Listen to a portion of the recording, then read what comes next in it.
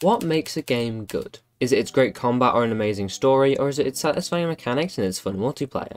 When you really break it down, the answer becomes very clear: replayability. Replayability is one of, if not the most important aspect of any game. It can be the difference between only playing 10 hours all the way to playing thousands of hours. It can be used in many different ways. It might be implemented as a fun gameplay loop, infinite content, or maybe just having enjoyable gameplay, but one game genre that pushes replayability to its limits is roguelikes. You may have heard of a roguelike before, but for all you guys who haven't, I'll give you a quick explanation. A roguelike is a game where you play until you either die, win, or complete some hidden ending. Sounds simple, right? Well, not quite. Roguelikes are designed with dying in mind and use it as a form of progression, creating a gameplay loop which can go on forever, therefore creating infinite replayability. Take Risk of Rain for example. Throughout your run you can discover new areas, items, and even characters by completing small challenges along your way. These features can then be found in your next run, where there's even more amazing things to be unlocked. This turns the replayability candle into a torch, burning brighter and better than ever before. So in today's video, I'll talk about how roguelikes were created and why they're so damn good. The term roguelike originated from the game Rogue, a 2D dungeon crawler which has a very interesting feature.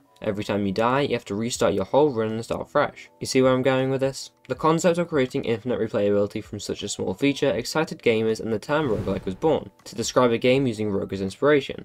Ever since, games like Dead Cells, Hades, Risk of Rain and more have sold millions of copies worldwide and brought this genre of gaming to the masses. Some have slow forms of progression that build up after completing a few runs, while others change nothing and make the player get better purely off muscle memory. But what makes them so good? One thing that lots of people implement into their games is small changes and modifiers to make the base game more challenging. Now imagine that but pushed to the extremes. The amount of different options, challenges and things to do in each of your runs is endless and incredibly easy to understand. Roguelikes let the player run wild doing whatever they want to do, with their only limitations being their skill and experience. Some runs may finish in under an hour, while others could probably last days because of how brokenly strong the player is. On top of this, the player can form their own goals to make roguelikes even more fun. The amount of creators who have completely shattered the skill ceiling of their chosen roguelike and risen to new heights is crazy, and it's really improved the game's overall feel and boundaries. Furthermore, if we dive into the very base features of a roguelike, one thing really stands out: progression.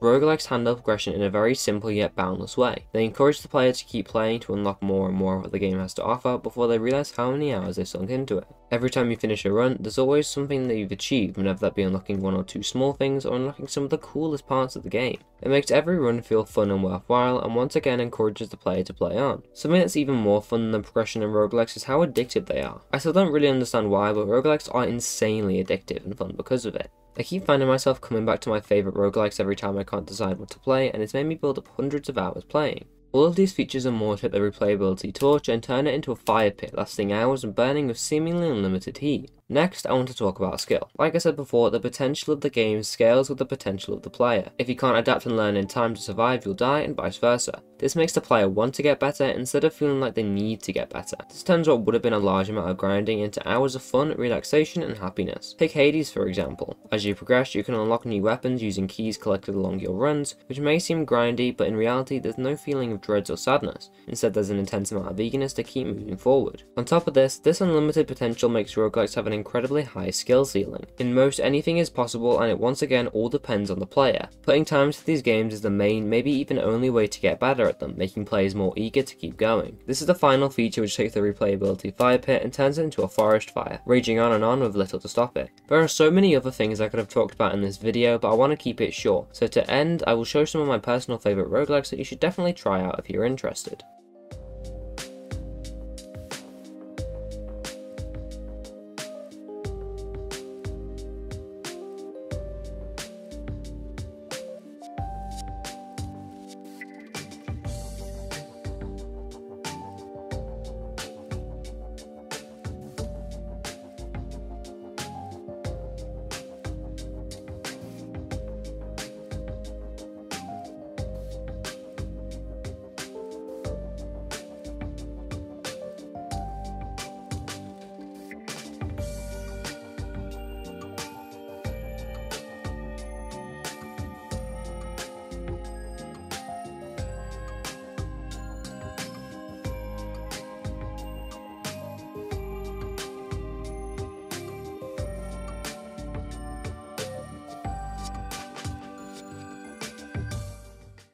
Thank you for watching today's video. If you enjoyed, then please like, comment and subscribe to help this video reach others and to help me improve my content. If you're interested in knowing more about the roguelikes I mentioned at the end of this video, then watch this video on screen now. Anyway, thank you for watching and I'll see you in the next one.